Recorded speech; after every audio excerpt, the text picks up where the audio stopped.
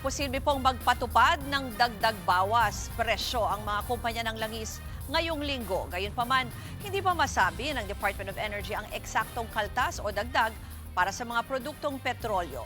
At live mula sa TV5 Media Center, may Express Report si Gerard de la Peña. Gerard, ano daw ba ang monitoring ng DOE sa magiging takbo ng presyo? Nakurot, medyo mahirap nga matukoy kung paano nga ba yung presyohan o yung galaw ng presyo ng produktong petrolyo bukas. Nagbigay kasi ng range ang Department of Energy at pwede itong bumaba, pwede itong tumaas, depende sa oil company.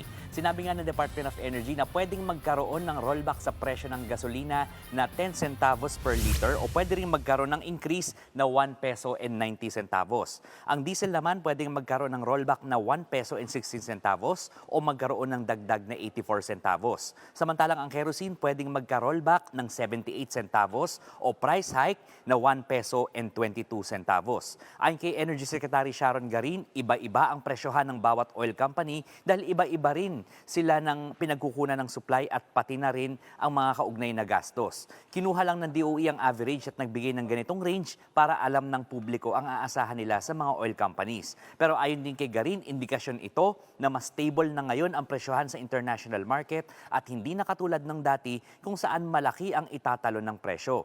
Samantala, Ruth, simula naman sa July 1 ay magkakaroon ng dagdag singil sa toll sa South Luzon Expressway.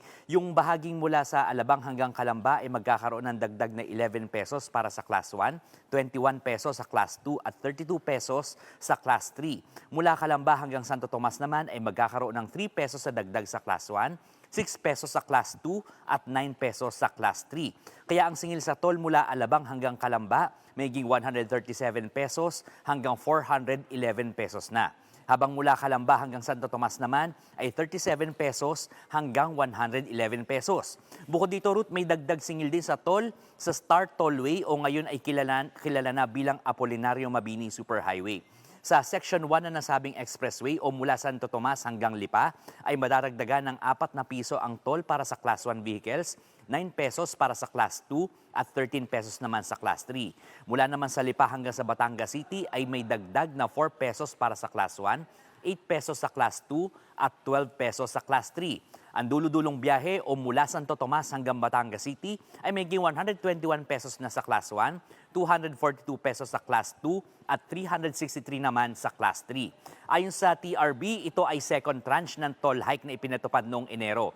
Hinati lamang ito sa dalawa para hindi maging mabigat para sa mga motorista. Ayon din sa TRB, ay pinayagan ito para makarecover ang toll operators dahil may mga ginagawa ring improvements sa mga expressways. Ruth, bukod dito sa update sa presyo ng langis, sinabi rin ng Department of Energy na naglabas ito ng mga show cause order para sa 175 power generation companies. Ito ay para pagpaliwanagin sila, kaugnay naman doon sa mga hindi planadong plant shutdowns nitong nakaraang tag-init na nauwi naman sa pagkakaroon ng mga brownout. Ruth. Yan po ang Express Report ni Gerard de la Peña. Mga kapatid, Ruth Cabal po para sa mabilis na pasada ng mga balitang dapat niyong malaman, mag-follow at mag-subscribe sa social media pages ng News 5.